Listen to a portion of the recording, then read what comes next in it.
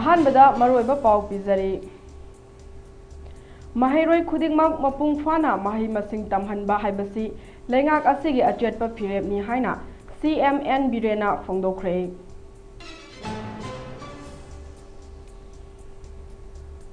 GOC Spear Crops GOC 57 Mountain Division amasung IGAR Southna Government amasung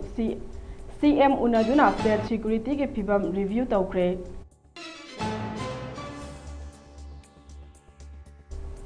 Security Forces ki operation singda bom yauna masing yamlaba khusu khulai sing phagatpa ngamkhre।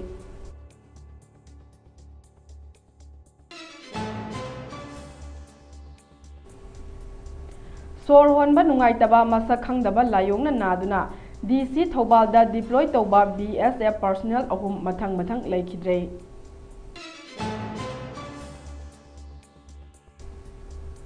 February 12 da pangthokadaba amukogi 39 suba Foundation Day gi mangoinana lemna mit layengba amadi spectacle sing yanthokre। Amadi Senapati District ki Purul Kapau Singsangda lam ekar 15 romda tharamba popi pambi sing Security Force na yanthatuna mangankhre।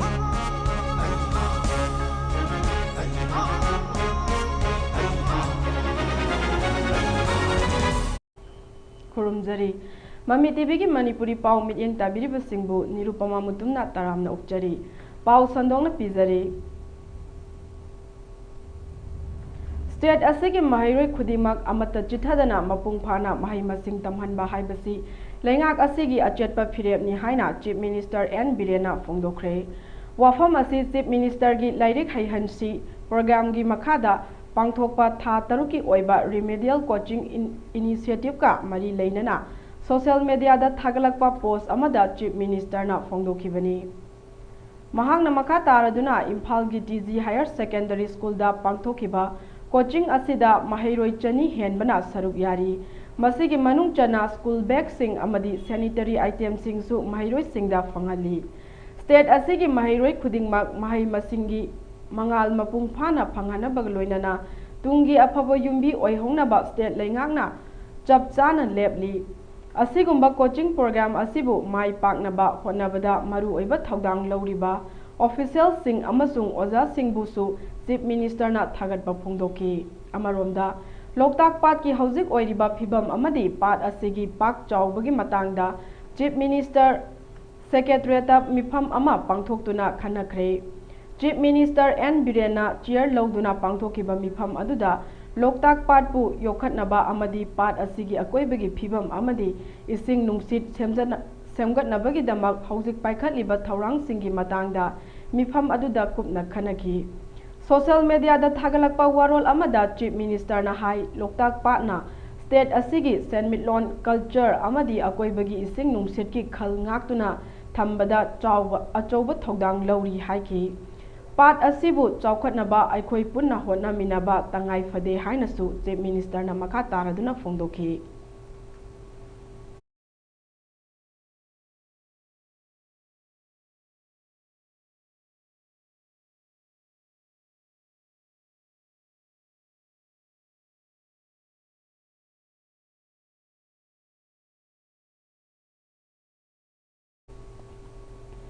Manipur ki nauna governor oina thaupuriba Ajay Kumar Bala Manipur da thokliba irang asiga mari leinana security forces singna law and order ngaknaba laukhatliba thabak thauram singa mari leinana security forces singi makok thongba singa unaduna review tawbagi saruk ama oina ngarang Raj Bhavan Imphal Eastern Command gi General Officer Commanding in Chief Lieutenant General Ramchandra Tiwari ga loinana General Officer Commanding GOC Spear Crops Lieutenant General Abhijit S. Pendarkar GOC 57 Mountain Division gi Major General SS Kartikeya amadi IGAR South ki Major General Rabrup Singh na Governor Ajay Kumar Bala ga unakhre। Raj Babal Imphal da unakhiba aduda security force singi luchingba singna Manipurda hौजिक ओइरिबा security की फिबम अमदी central security forces सिंगना इरांग थोकलिबा Manipur state असिदा law and order ngakpada लौरिबा थौदांग सिंग अमदी सिक्युरिटी डिप्लॉयमेंट स्ट्रेटजीज की मातांगदा फोंदोखिबगा लोइनना इंडिया की अवांग नोंगपोक स्टेट सिंगी सिक्युरिटी की फिबम की मातांगदसु खना हनकी हाइना राज बाबनदगी थोकपा चेरोल अमना हाइरी लोइनना मतुंग तारकपदा हाइरिबा आर्मी की लुचिंगबा सिंग अदुना चीफ मिनिस्टर नोंगथोंबम बिरेनगा चीफ मिनिस्टर सेक्रेटरीट उनदुना वाफम कया की मातांगदसु खनकी हाइरी हाइरिबा अदुदा मणिपुर की तोंगान तोंगान बहिरम की मातांग यावना सिक्युरिटी की मपांगल कंखल हनबा सिक्युरिटी पर्सनल सिंग की मरक्ता कोऑर्डिनेशन लेनबा अमदी मियाम की याइफनबगी मातांगदा खनकी हाइना चीफ मिनिस्टर की एक्स अकाउंट दा फोंदुरखी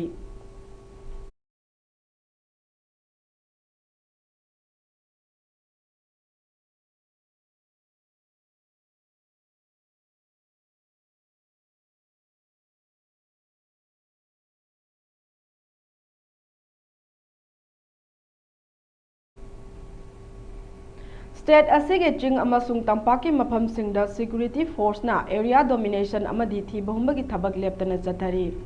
पुलिस के पाव अमगे मतुंग इना कांगपोकपी डिस्ट्रिक्ट की कैथेल मानबी पुलिस स्टेशन की मनुंग चन्ना लेबा 0.P1 रेलवे टनल रोड तगी खुलाई कया फागटपा ngamle फागलबा खुलाई सिंग अदुदी मैगजीन अनी का लोइनना 9mm CMG अमा country made single barrel rifle अनी 36 हैंड ग्रेनेड अमा अमदी मोटोरला बाउफेंग अमनी हाइरी अमरोमदा सिक्युरिटी फोर्स ना मियोय अमा कानीगा लोइनना फारे हाइरी सेनापति डिस्ट्रिक्ट के टी खुलेन नका चेक पोस्ट अचत अवोक सिंग चेक तौबा मतमदा 4 व्हीलर अमदगी कानी असी यावरमबनी हाइरी फारबा मियोय अदुदी रामेश कुमार चाही 35 कवी मंगोंदगी केजी अनी मुकी ओइगदबा कानी 4 व्हीलर अमा मोबाइल हैंडसेट अमा आधार कार्ड अमा ड्राइविंग लाइसेंस अमा अमदी केस ओइना लुपा लिसिंग अनी फाबा ngamle हाइरी अतोपा सिक्युरिटी फोर्सेस सिंगी सर्च ऑपरेशन अमदा कांगपोकपी डिस्ट्रिक्ट के कैथेल मानबी पुलिस स्टेशन की मनुंग चन्ना लेबा फ्रीडम हिल अमदी फयंग विलेज की मरक्ता थीबगुंबगी थबक चथबदा खुसुकुलाई कया फागटपा ngamle हाइरी फागलबा खुलाई सिंग अदुदी बॉल एक्शन राइफल अनी 9mm पिस्तौल अहुम .32 पिस्तौल अमा 36 हैंड ग्रेनेड अहुम इलेक्ट्रिक डिटोनेटर मरी 36 हैंड ग्रेनेड की डिटोनेटर अहुम .38mm की काप यारिबा मरु अनी .22mm की काप यारिबा मरु मरी 9mm की काप यारिबा मरु मरी टियर स्मोक सेल अहुम गैस गन शेल अमा अमदी बाउफेंग रेडियो सेट अमनी हाइरी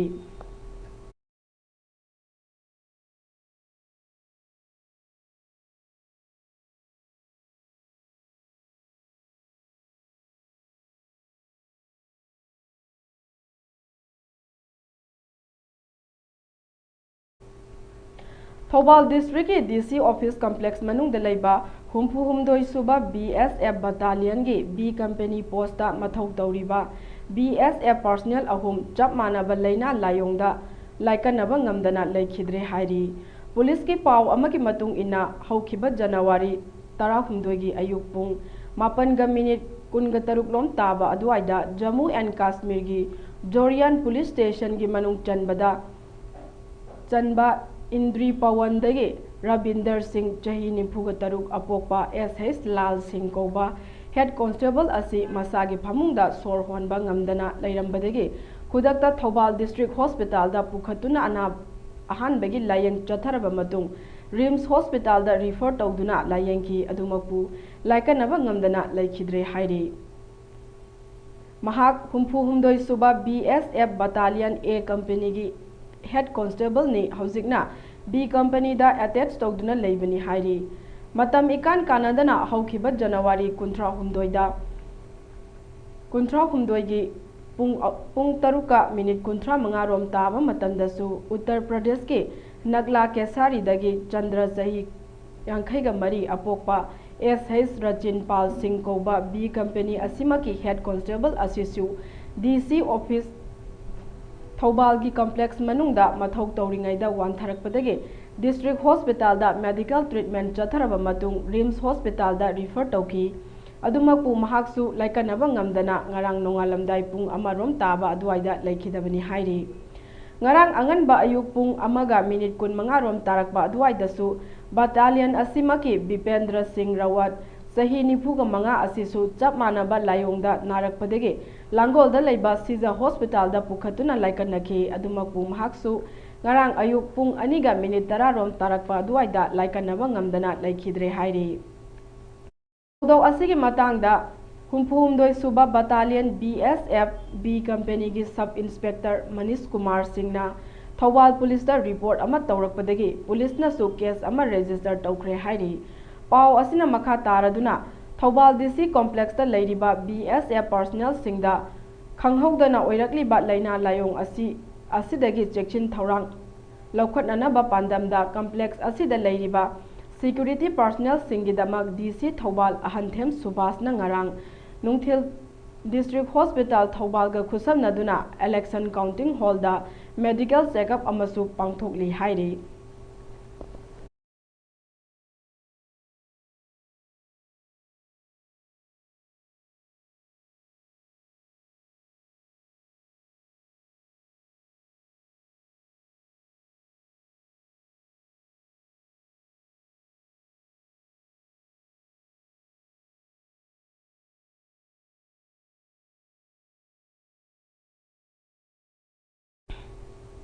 February ki tang 12 da pangthokadaba All Manipur United Clubs Organization Amuko gi 32 suba foundation day gi mangoinana Amuko na Yaima Eye Hospital Khagempali Pankha Huidrom Laikai amadi tongan ba local club Maira Paibi Singa khusamnaraga Manipur gi mafam kayada free eye camp cum distribution of spectacles lemna mit layeng ba lemna hidak amadi anok yanthokpagi thauram makha tangna chathari. Ngarang Imphal West District ki Wangoi AC Samuro Kaithel da Energetic Youth Development Organization EYDO Samuro Kaithel amadi Samuro Kaithel Maira Paibi Luka khusamnaraga anirak suba oina free eye camp cum distribution of spectacles ki program pangthokre. Thauram aduda Amuko gi President Phairoizam Nando Luwang, Vice President Thambau, Secretary Finance Momocha Takhelambam, Assistant Organization Secretary Lokuma Sasma Amadi, Executive Member Maibam Premjit Elias Thabi Charuk Yaki. Thauram aduga mari leinana Amuko gi President Phairoizam Nando Luwang na phongdokhibada Amuko gi Foundation Day gi mangoinana miyamgi oiba thabak mathang pangthok chakhigani. Free eye camp su makhatana Manipur gi tongan ba mafam singda pangthoktuna lemna anok yanthokigani. Lemna mit layeng ba asida ngawdong ketarek leiba yauram labadi makhoibu operation tawbada Amuko amadi Yaima Eye Hospital na pangba yaba mateng singsu pangani hairi.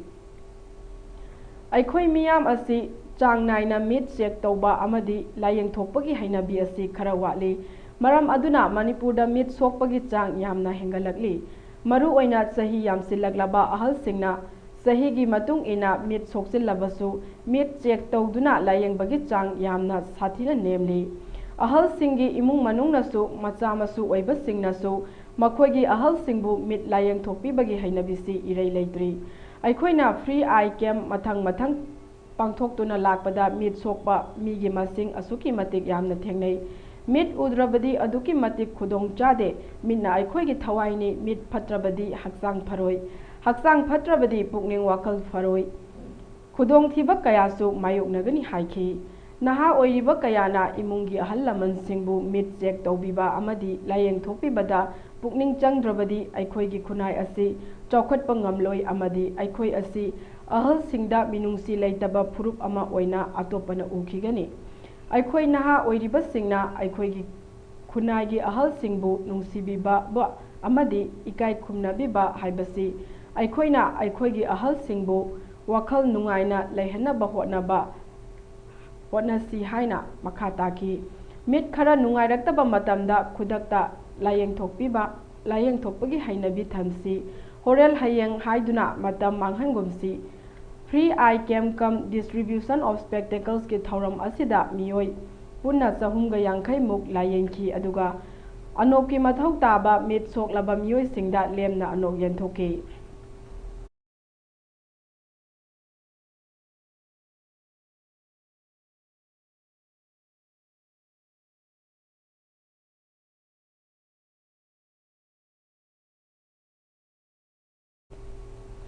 State Laingaki Thausil Makada Leptana Changsiliba War on Drugs campaign ki saruk ama oina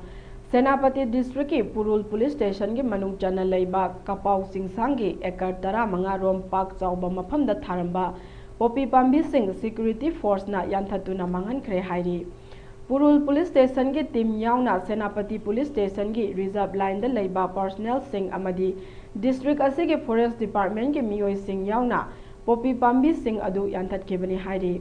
mafam aduda leiramba sang amasu mai thaduna mangankhre thaudok adugi matangda case amasu register tawre hairi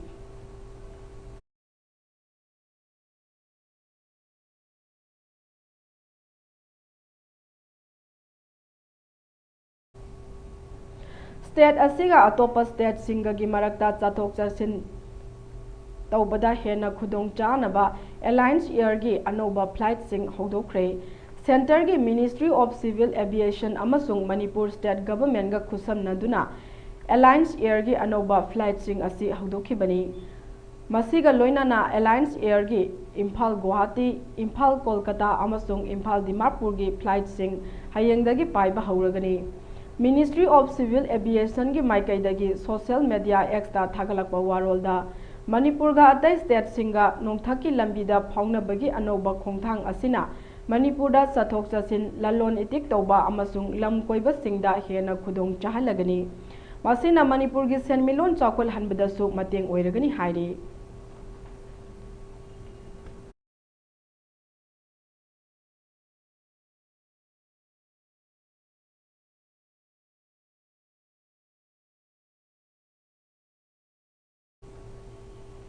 Primary Health Shelter PHC Wangu Laifamgi Dr. Awatpa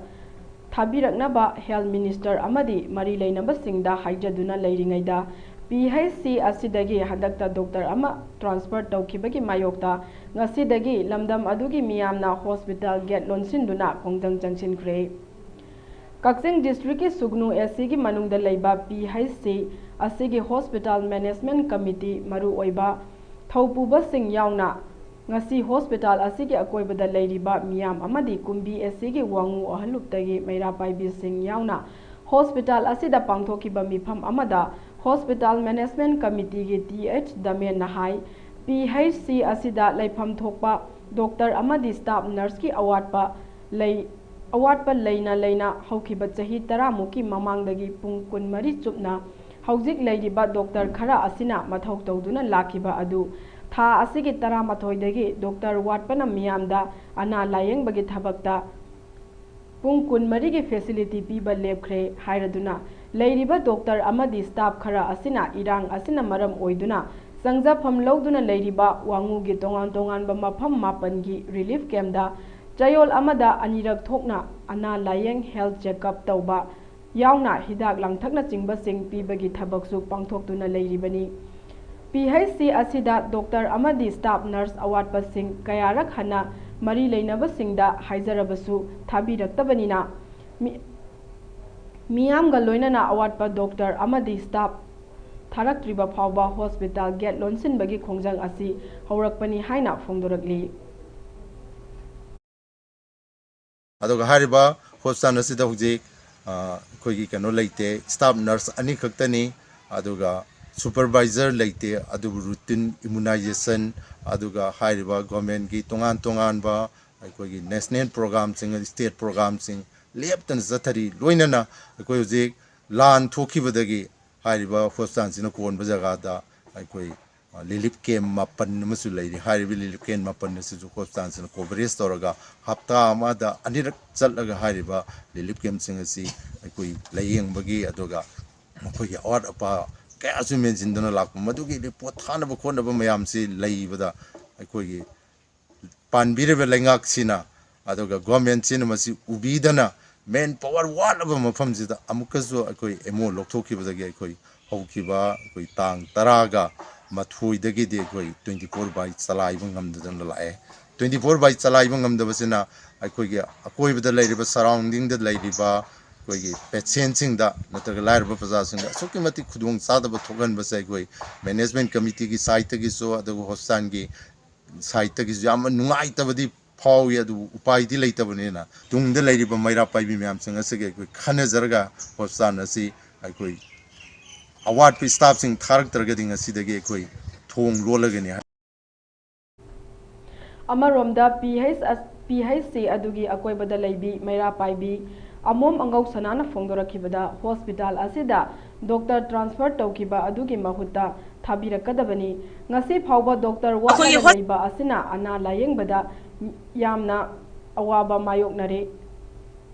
doctor thabiraktabana tha asigi tarukta health minister da doctor thabiraknaba चटकी अदुबु उन्नब फंगदबदगे local MLA की खुथांगदा हाइजबदगे health minister ना अवाटपा doctor अथुबदा थारकलगनी हाइबगी थाजबा पिरकलबसु ngasi फावबा थाबिरक्त्रे मिनिस्टर सु तुमिना लैसिनख्रे CMO दा डॉक्टर अमखक्तंग अरेंज तोबियु हाइबदसु उपाय लेत्रे हाइरबनिना मिनिस्टर नसु डॉक्टर थाबिरक्त्रबनिना हॉस्पिटल असिदा डॉक्टर वातुना थंबगी मथौ ताद्रे हाइदुना हॉस्पिटल गेट लोनसिनबगी फिरेप असि लौरकपनी हाइना फोंदोखि डॉक्टर महु ट्रांसफर थाग्रगा महु अमा थंबिरमदबा मफम से असुम हांगलंबा असिगुम्बा मफम हांगलंबा से अखुना नहान तांग तरुक्ता मिनिस्टर उनबा चले मिनिस्टर मसामक्ति उनबा फंगक्त्रे MLA की खुथांगदगी मिनिस्टर गा अखुगा पाव फाउनजबदा खुदक्ता अरेंजमेंट तौरनब होटनजगे हायरगा ngasi फावबा तुमिना लेसिंखिबगी मायोक्तनि ngasi इमा इबेन सिंगा चंगसिनजरिबा खोंजंग asi aduna minister su तुमिना लेसिंखरे CMO दा अखुना डॉक्टर अमखतंग अरेंजमेंट तौबिउ हाबसु CMO सु उपाय लेते हारे अदु अरगदी डॉक्टर वाटना लेरिबा मफमसिदा अरेंजमेंट तौबिउ हाबसु याद्रबा मिनिस्टर दा डॉक्टर थार हाबदसु डॉक्टर थाबिरक्त्रबा अदु अरगदी हॉस्पिटल से डॉक्टर वाटना लेबगी मथौ कानदरे हाइदुना ngasi दगी हौना hospital Mixed Martial Arts Authority of Manipur na sinduna annual body meeting kam reception program ama pangthokre Uripok Yambem lekai da pangthokiba reception program aduda Stick Fight Studio gi fighter singi pukning thogatpa oina association asigi president Singangbam Okendro Meitei Secretary General Salam Lemba Meitei special invitation oina ningthem koiri mayum Sana Hanba Maitei Amadi Nirmal Kumana Sarukyaki Mifam Asiga Mari Lainana Association Asidagi Tokiba Sanaroi Singbu Pungling Togatpa Oina Tracksuit Battle Shaker Certification Amadi MMA gi official members Singdasu Yentoki Mifam Aduda Handaki Chatakhiba Khongchata Mari Lainana Mixed Martial Arts ki Bambamna Wafam Kayasu Thamki senior yang dia tentang jiwa orang dia apa sahaja orang ada train tu loh. Ini kalau kerja itu juga ini Mami SDB mai, ini SDB warrior dia, SDB warrior dia itu mai cara macam tu. Munda tu macam apa? Munda tu macam mai, SDB siapa itu东西里面SDB warrior dia. Isu masih dalam lagi, tentu saja masih lagi. Mesti mesti berada dalam yang lagi. Tunggu saya nak pergi mana? Persila mesti tahu kamu siapa ini. Ini saja pergi situasi mesti tahu orang situ apa. Jadi dari staff sih, itu ada apa tapi kas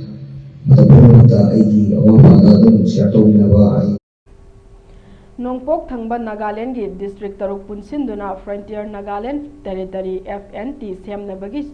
Center Nagaland amasung Government amasung Eastern Nagaland People's Organization ENPO gi mihut singda makha taba tripartite talk Nagaland gi Chongmo Kedima district ta ngasi chathakre official oiba paung na hai ENPO na Nagaland gi nongpok thangbada leiriba district taruk punsinduna tokhaiba state FNT demand tawduna lakhiba asiga mari leinana chatharakhiba tripartite talkta ENPO gi demand asi ayaba pikraba matung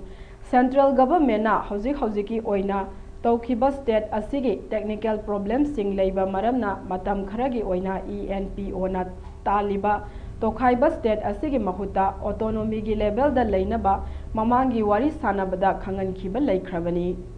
ngasigi tripartite talk aduda AK Misrana central government gi mahut sinduna saruk yaki panbaya ENPO na lising ani tara dagi hauduna Tribe Nipan Chang Konyak Phum Tihir Sangtam Yimkyung Khimaigon amasung Sema Singna Namnat Kundariba Nagaland gi Nongpok Thangba district sing Kifar Longlen Mon Nonglak Samator amasung Tuseng district singda Nagaland 1963 da statehood hek phangbadagi hauduna Nagaland government na matam sangna chawkhat khongthangi lambida mirai biduna thamlakhiba amadi lambi thong communication sing matik chana thambidabadagi hairiba district taruk asi khwaidagi sothaba district oihanduna thamlakhi haina ENPO na maral siraduna lagli ENPO na makhoigi demand asiga mari leinana Lok Sabha amasung local body singi election phawba boycott tawduna lakhibani ningsing bayai Nagaland cabinet na mamang chahigi October 13 da ENPO gi tokhaiba state FNTP bagi ayaba pikhiba laikre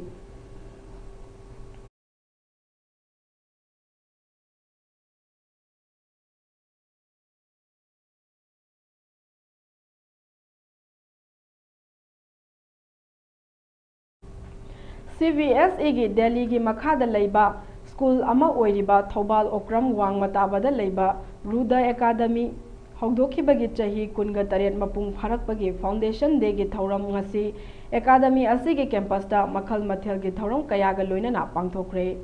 foundation day gi thauram aduda DM University gi former vice chancellor Dr. N Rasmohan nam athoiba mithunglen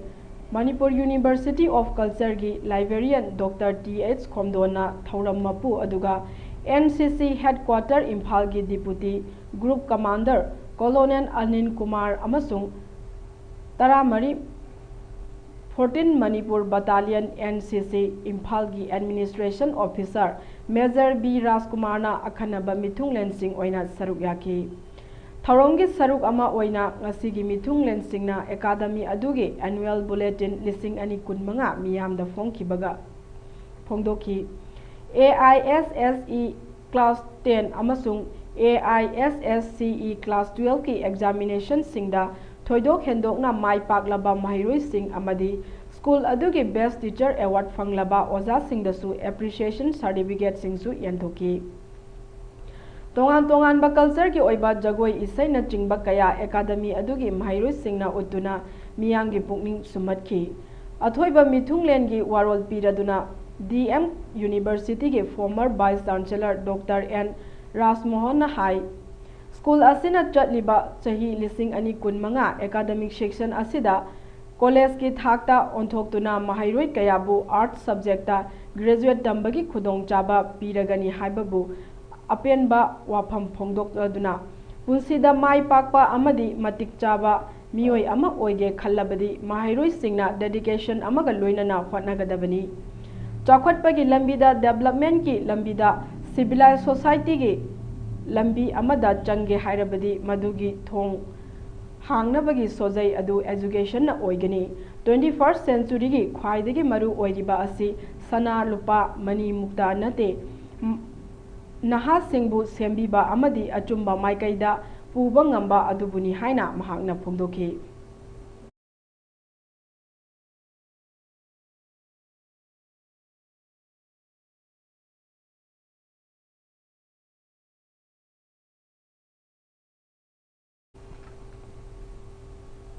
Paugi marakthana atenba break ama lawminasi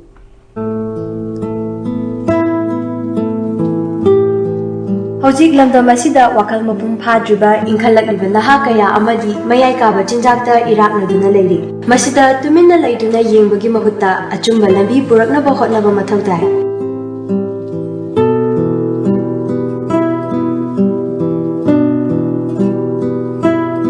Hariba center asida mental health disorder amadi drug addiction gi treatment tawjari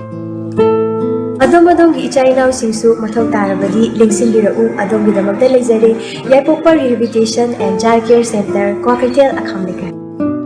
At admission open Kanchipurda laiba IPS Imphal Public Higher Secondary School gi academic session 2025 gi registration amasung admission hauzari mahairoi singi mama mapa oiba singna icha sembagi wabiraganu adomgi angang singi damak yamna checksina mahai tambagi kanglon chumna chathariba mahishangni school asigi oza singna national amadi international gi thakta education icon gi mingthon piduna ikai khumnabiraba founder principal gi makhada school amadi boarding da mahai tambiriba school amani school asina amadi boarding asina angang singi damakta hotnariba kayabu khangbiraga national amadi international best boarding school haina sak khangbikre ngasimak adomgi angang singbu Kanchipurda laiba IPS da ming chanbiyu amadi afaba mahairoi oihanbiyu angang singna adomgi lengdraba lanni haibasi kaubiganu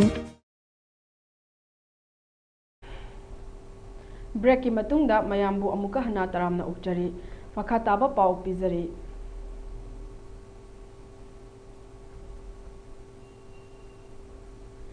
district administration जिरीबामना सिंदुना जिरीबामगी चिंगदोंग लेकाइदा लेबा DC office के conference hall दा 9 arm forces veteran day की थौरम चमना पांगथोखरे ngaranggi thauram asida juribamda leiba tongan tongan ba ex servicemen singna saruk yaki loinana DC Krishna Kumar IAS na achamba khudol oina lengyan phi yanduna ex servicemen singbu taramna oki thauram asiga mari leinana deputy commissioner Jiribam Krishna Kumar IAS na phongdokhi bada leibak asigi ex servicemen singna तौरीबा थबक थौरम सिंगबु थागतपा फोंदोखि अमसुंग शांति लेबा लमदम अमा ओइनबा होटनबदा arm forces सिंगना लौखिबा थौदांग नांगसी अखोइना शांति ओइना लेबा ngamlibani हाइबा वाफम कयासु फोंदोखि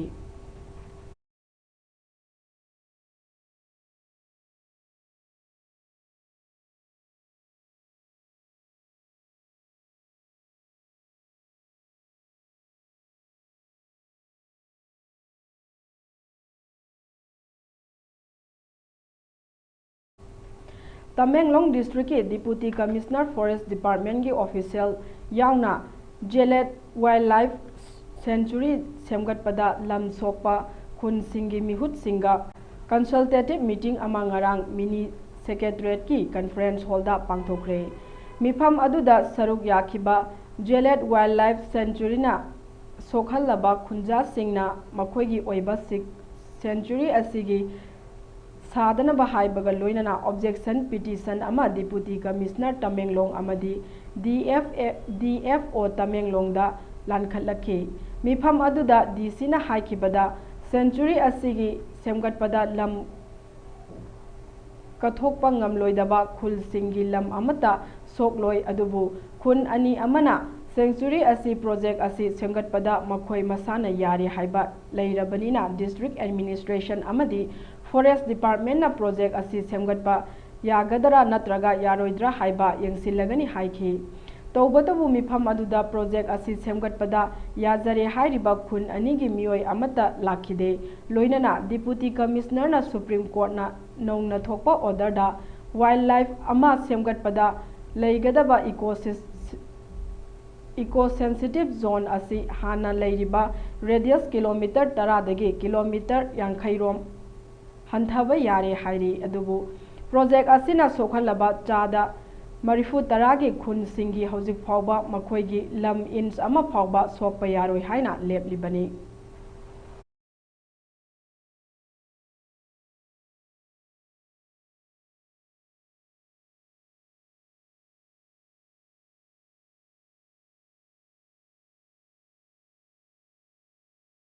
इम्फाल के तोंगान तोंगान मफम सिंगदा traffic की नियम थुगाइबा सिंगी मथक्ता एक्शन लौखटपगी थबक चथबा हौख्रे मोटर व्हीकल्स एक्ट 1988 के मखादा परमिशेबल साउंड लेवल लाना मखोल हौबा एग्जॉस्ट पाइप सिजिनरंबा मोटर बाइक कया फागतखरे हाइरी फागतलबा एग्जॉस्ट पाइप सिंग अदु SP ट्रैफिक के मित्यंग मखादा रोलर ना तखाइदुना मांगहनखिबगा लोइनना ट्रैफिक रेड लाइट सिग्नल दा जेब्रा क्रॉसिंग लांछिनदुना गाड़ी खामलिबा सिंगदसु जेब्रा क्रॉसिंग लांछिनदना नियम Chumna खामनबा awareness पीबगी थबकसु चथकी हाइरी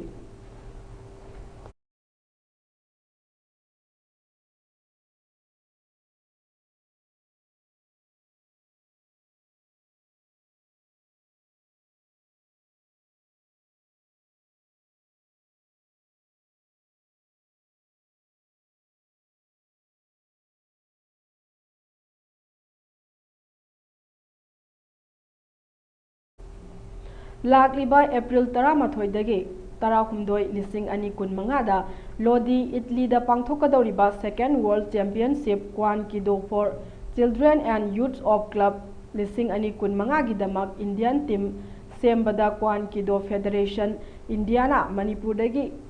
QAM gi player taret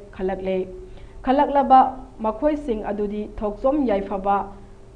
Khundungbam Yailen Tekcham Ojit Kumar Thokchom Yohenba Ningthaujam Srinivas Singh Chanam Sundarlan Singh amadi Wahengbam Najilini India team gidamak khalakhraba Kwan Kido Association Manipur QAM gi Sanaroi Singbu Association gi maikaidagisu nungaiba phongdokjari loinana Indian teambu mai pakpa purakpa oirasanu haina yaifa thauni nijari haina Kwan Kido Association Manipur gi Secretary Publicity Master Thoksom Tarun Kumar Maitaina Thadorakpa channel amana phongdorakli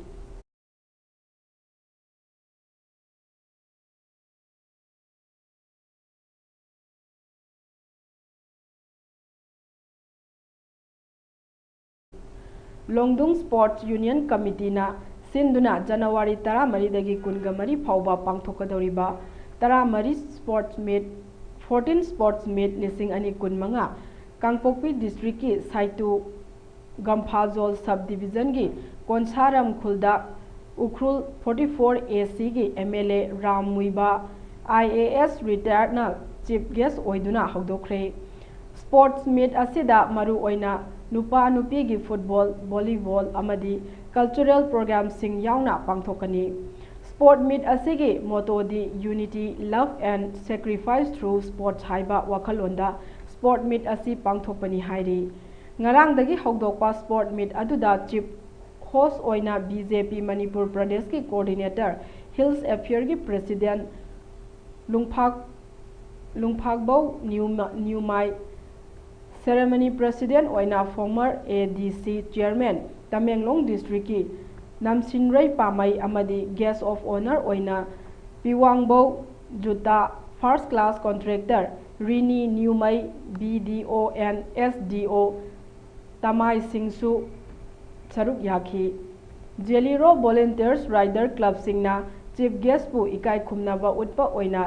Imphal Lamfeldagi sport meet pangthokliba mafam Konsaram Khul phauba riders singna escort tawduna lakhi Thaurangi chief guest na Ukhrul 44 AC gi MLA Ram Muiba IAS retired haikibada ngasi asumna haugalakliba naha kayana sporta interest lakpasi yamna nungai amadi mahaki maikaidagi pangba yaba matengsu pangani haiba wafam kayasu thamki Ningsing Bayai January gi tang 18 da cultural gi thauramda former MP candidate Dr. Alison Abonmaina chief guest oigani aduga January gi tang 18 da loisinbagi thauram asida nungba AC 54 AC gi MLA oibata natana Hill Area Committee Manipur gi chairman Diganglung Gangmaina chief guest oiduna thauram asi loisingani Football champion da cash prize oina lupa lakh ama runners up da lupa lising humpu galoina na trophy medal su yauri aduga volleyball gi champion da cash prize oina lupa lising yankhai runners up da lupa lising kuntra galoina na trophy medal su yauri hairi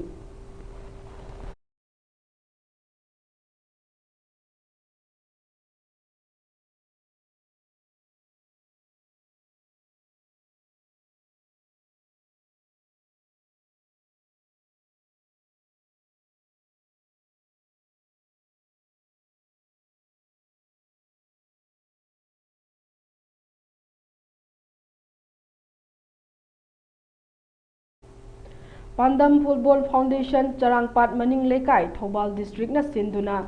RYDO Club Charangpat ki playground da haukiba January 5 dagi chatharakiba first state level 9 aside Pandam Trophy under 11 and 13 boys football tournament ki ngarang sanakiba under 11 ki match singda Sangai FC Angtha Pandam FF Team A amasung Palem Panthau FC Thobal Khetri Lekai mai pakre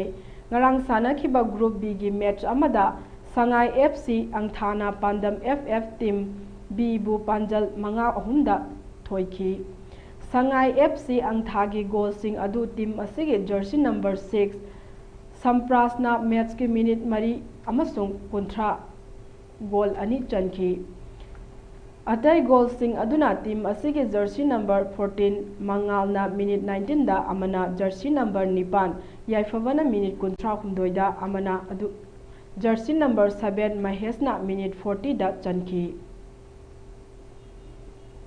Pandam FF team B gi goalsing aduna team asigi jersey number 15 Lanchen bana minute tara mangada amana jersey number 3 Baksisna minute kontra nithoida amana jersey number 8 Arunna minute nipugo nithoida amana chanki. Tournament asigi ngasi sanakiba group A gi match amada Pandam FF team A na Maira FCC Wangjingbu Panjil tara amada yamna lakchana thoiki. Pandam FF team A gi goalsing adu team asigi jersey number Lanchen bana match ki minute ahum amasung nipan da ani chanki. Jersey number Pamhai bana minute manga da chanki. Jersey number 10 Chinglena minute tarukta chanki amasung jersey number 7 Vidyanandana minute 8 tara nipan kun amasung nimpuda punna goal manga chanki. Maira FCC Wangjinggi amata ngairaba goal aduna team asigi jersey number 2 Tombana minute anida chanki. Group A gi ngasigi sanakiba atopa match amada Palem Panthau FC Thobal Khetri Lekaina UMFC Moijingbu taret marida thoiki. Palem Panthau FC Thobal Khetri Lekai gi goalsing adu team asigi jersey number 10 na match ki minute ahum tara taret kunga mathoi kunga taruk amasung kunga mapanda punna goal manga chanki aduga atopa goalsing aduna team asigi jersey number 11 Ninandana minute tareta amana jersey number 13 Pairepana minute 13 chanki. UMFC Moijingi goalsing aduna team asigi jersey number 10 June na minute 10 da amana jersey number 9 Sohel na minute 13 chanki. Jersey number 4 Ribas na minute 12 amasung nimpuda ani chanki hairi.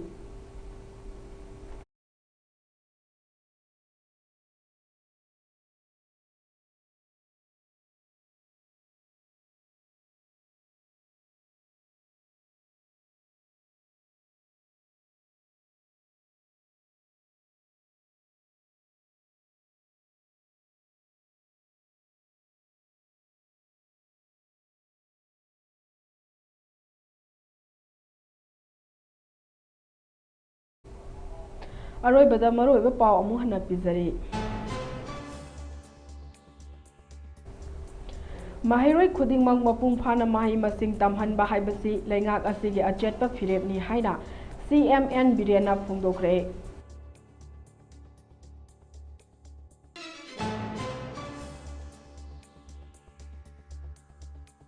Pierre Crops GOC 57 Mountain Division amasung IGAR South na Governor amasung CM unaduna State Security ki phibam review tawkhre.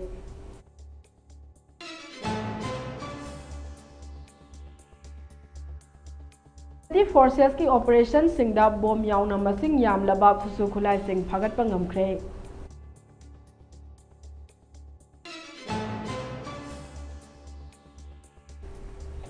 Sor honba nungaitaba masak khangdaba layongna naduna DC Thobalda deploy tawba BSF personnel ahum mathang lekhidre.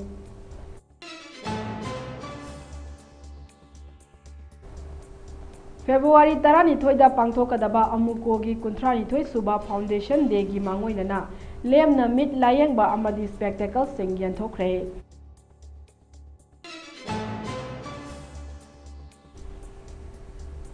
Amadi Senapati District ki Purul Kapau Chingsangda lam ekar tara mangarom da tharamba popi pambi sing security force na yanthatuna manghankre.